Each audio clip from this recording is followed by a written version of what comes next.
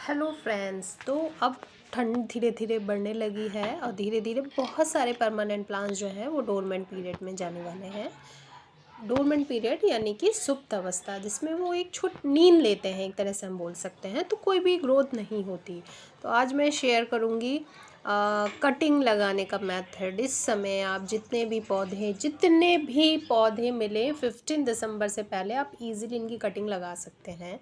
देखिए, ये baby sun rose मेरा कटिंग से ग्रो किया हुआ प्लांट्स है। इसके साथ साथ जितने भी आपके फॉलिएज प्लांट हैं, इन सब की कटिंग आप इस समय लगा सकते हैं।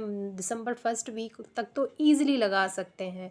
जैसे अभी मैं दिखाती हूँ, मैंने एक प्लांट ख़रीदा था, ये नियोन पोथोस का, और उससे मैंने 3 प्लांटर तैयार कर लिए हैं। ये इसलिए भी होता है, जैसे अधिकतर मैं जैसे आपके साथ शेयर करती हूँ, कहीं जाती हूँ या कुछ मतलब बीमार हो गई या कहीं बिज़ी हूँ, पानी देने का रिस्पॉन्सिबिलिटी किसी दूसरे के ऊपर आ गई, तो अधिकतर हमारा एक आध प्लांट ख़राब हो जाता है। तो इस तरह के जितने भी थोड़े से अच्छे प्लांट्स हैं, आप चाहते हैं आपके पास हमेशा बने रहें, तो आप कटिंग लगाते रहिए और बुशी भी बनते हैं, काफ़ी सारे प्लांट तैयार हो जाएंगे। इसके साथ देखिए, ये जो सिंगोनियम है अभी मैं कटिंग से लेके आई हूँ, डिफरेंट वैरायटीज़ ऐड कर सकते हैं। 2 सिंगोनियम लेके आई हूँ मैं, ये भी मैंने अभी कटिंग से इसे लगाया है। सिंगोनियम मैं पहले भी एक बार आपके साथ शेयर कर चुकी हूँ, ये भी कटिंग से लगाया हुआ प्लांट है। ये मेरा ब्रोकन हार्ट की कटिंग लगी हुई है, ये देखिए ये। और एक ये सॉन्ग ऑफ इंडिया की एक वाइट कलर की वैरायटी मुझे मिली थी। अब मैं आपको दिखाती हूँ मैं कहाँ से लेके आई हूँ।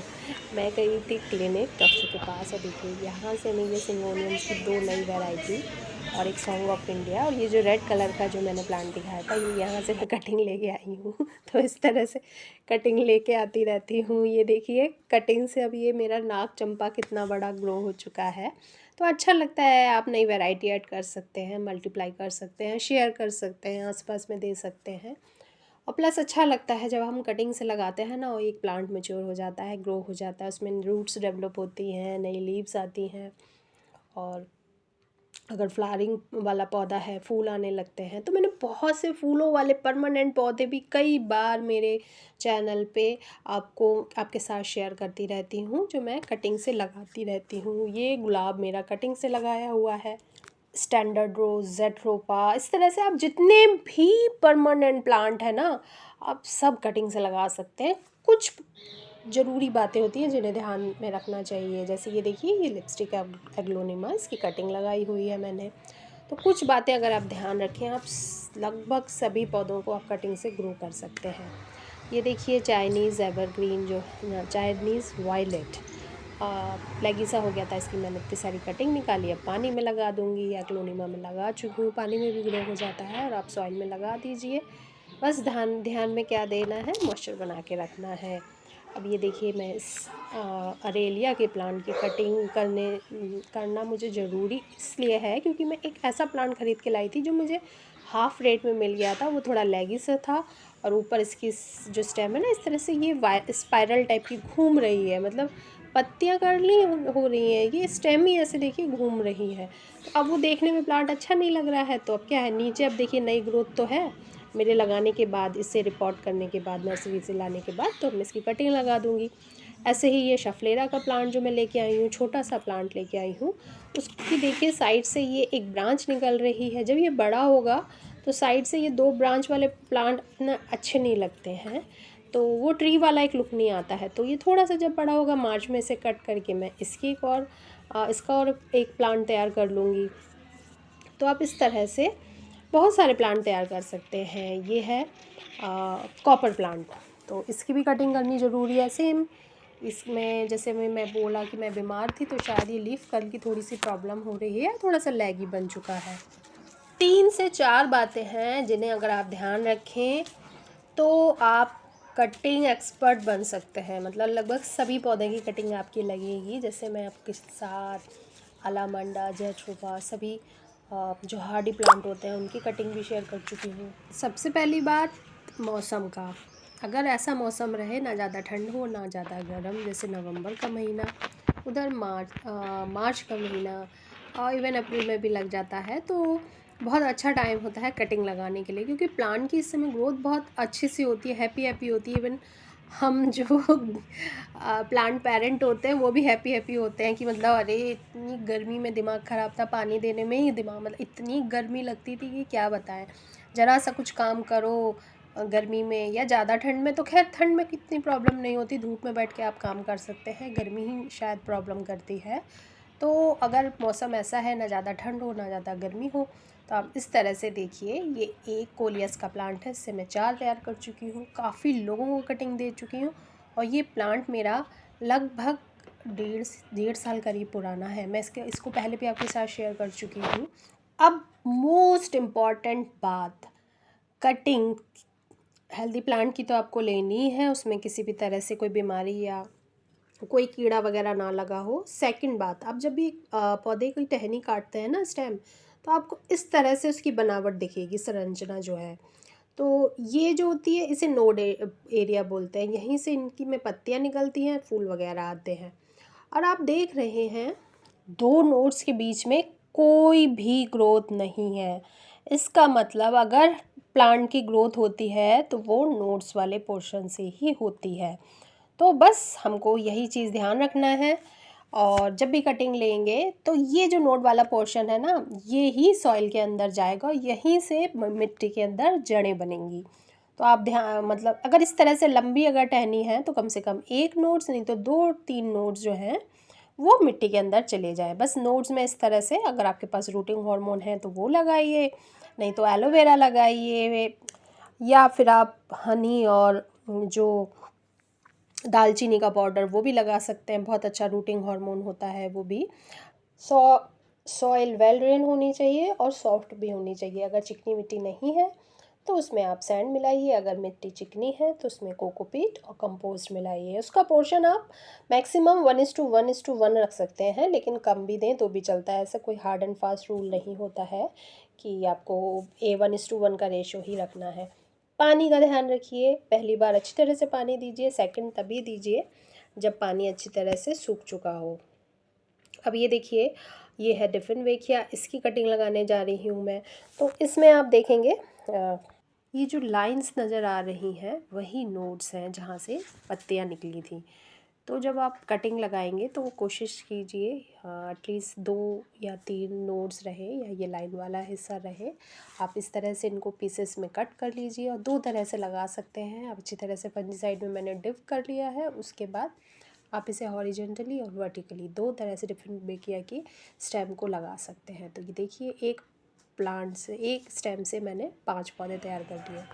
अब बात करूँगी, जैसे मैं बोगनविलिया की कटिंग लगा के दिखाऊंगी, तो जो थोड़ा सेमी हार्ड सी स्टिक होती है उनकी किस तरह की स्टिक, मतलब कटिंग लेनी चाहिए। ऐसे कटिंग लीजिए जिनकी थिकनेस पेंसिल जैसी हो, पेंसिल की आकार की कटिंग लीजिए।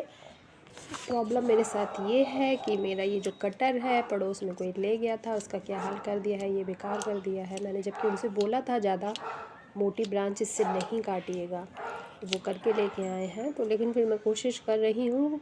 ब्लेड तो शार्प है क्योंकि मैंने धार डलवाई थी, लेकिन ये फ्री हो चुका है, अब ये किसी काम का नहीं है। तो अब एक अच्छी हेल्दी ब्रांच से मैं कटिंग लूँगी और इसका भी सेम ही वही लेना है। ये देखिए, नोड्स के पास से ही पत्तियाँ निकल रही हैं, तो जो नोड्स वाला पोर्शन है ना, वो ही मेन नीचे पानी मिट्टी के अंदर जाना चाहिए। और अगर आप पानी में भी अपनी कटिंग लगा रहे हैं सेमी हार्ड या इस तरह की, तो वो भी जो नोड वाला पोर्शन है वो ज़रूर पानी में डिप रहे, ये आपको ध्यान में रखना है। देखिए नहीं कट रहा है, कोशिश करती हूँ दूसरे कटर से। तो अब ये देखिए, इस तरह से जो मैंने कटिंग करी है तो वो इस तरह से हुआ है। तो लेकिन आपको इस तरह की कटिंग आपकी नहीं चलेगी। कटिंग एकदम जहाँ से, जिस तरह से जैसे इस नोड्स के नीचे से आप काटेंगे, ये नोड ऊपर की तरफ रहनी चाहिए। ये नहीं कि नोड काट दें तो फिर ये वाला पोर्शन, अगर आप इतने बीच वाला पोर्शन ही अगर आप मिट्टी के अंदर अगर आप इन केस दबाते हैं तो आपकी कटिंग क्या है, सड़ जाएगी, उसमें कोई ग्रोथ नहीं होगी। तो अच्छे से शार्प कटर से इस नोट के नीचे आप कटिंग कर दीजिए। इसके साथ साथ क्या है, हल्का सा क्योंकि ये बोगनविलिया में हर नोट के पास से, ये देखिए जैसे ये कांटे जैसे निकल रहे थे ना, तो पास पास में काफ़ी सारे नोट्स थे, तो वो जो नोट्स वाला पोर्शन था मैंने हल्का सा से छील दिया है कि यहाँ से उसमें ईज़िली फिर जल्दी रूटिंग स्टार्ट हो सकती है। तो बस आप इस तरह से कटिंग कीजिए, फिर एलोवेरा या फंजीसाइड में डिप करके आप अपनी इस कटिंग को लगा दीजिए। और मेरा तो यही फंडा रहता है, देखिए पुराने एक प्लांटर में मैंने साइड से ये 2 कटिंग लगा दिए हैं। कटिंग करना भी ज़रूरी था, प्लांट पूरा अजीब सा लैगी सा बन चुका था। तो जो कटिंग निकली इस तरह से मैंने साइड में 5-6 कटिंग लगा देती हूँ, उससे नया पौधा तैयार हो जाता है। इसके साथ साथ कटिंग की आप लंबाई भी ज़्यादा मत रखिए, 3 से 4 इंच, ये ज़्यादा से ज़्यादा 1 हाथ की लंबाई के बराबर कटिंग लीजिए और एक्स्ट्रा लीव्स भी हटा दीजिए, ऊपर की तरफ 2-3 लीव्स रहे। फिर जिस प्लांटर में लगाया है वो ज़्यादा हिले ना, या स्टार्टिंग के 10-15 दिन आप इसे ध्यान रखिए। बड़े प्लांटर में इसीलिए अच्छी कटिंग लग जाती हैं।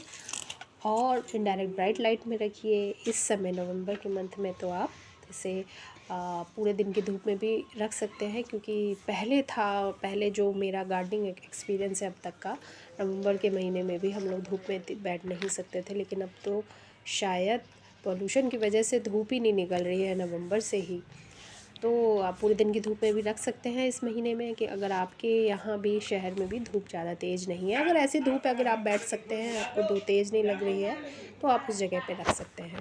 देखिए ये सारी मैंने कटिंग की हुई है परमानेंट प्लांट्स में। और कटिंग करना इसलिए भी बहुत ज़रूरी है, देखिए इस तरह से पत्तियों के नीचे कब एक कीड़ा लग जाए, और इस तरह का जो पौधा जो डोरमेंट पीरियड में जाने वाला है, उसमें जब इन्फेस्टेशन होता है तो पता भी नहीं चलता है, क्योंकि जाड़ों में हम ज़्यादा ध्यान तो जाड़ों वाले पौधों पे ही रखते हैं। इसके साथ साथ आप सारे पौधे इस समय कटिंग से लगा सकते हैं। डेविल्स बैकबोन, एरेंथमम, पोथोस, बोलिवियन ज्यू, कोलियस, क्रोटन, जितने भी पौधे आपको मिल जाए, ये भी एक डिफेनबेकिया की वैरायटी है।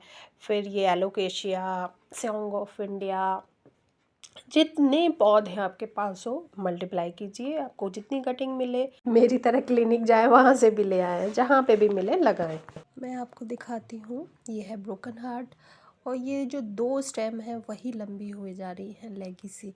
तो अब मैं क्या करूँगी, इनकी टिप कटिंग कर लूँगी, दोनों टिप से 2 कटिंग निकालूंगी, तो 2 कटिंग में एक प्लांट से 3 पौधे तैयार हो गए। इसके साथ साथ पौधा जो है वो बुशी भी बन जाएगा, नीचे मल्टीपल ब्रांचेस निकलेंगी फिर कई।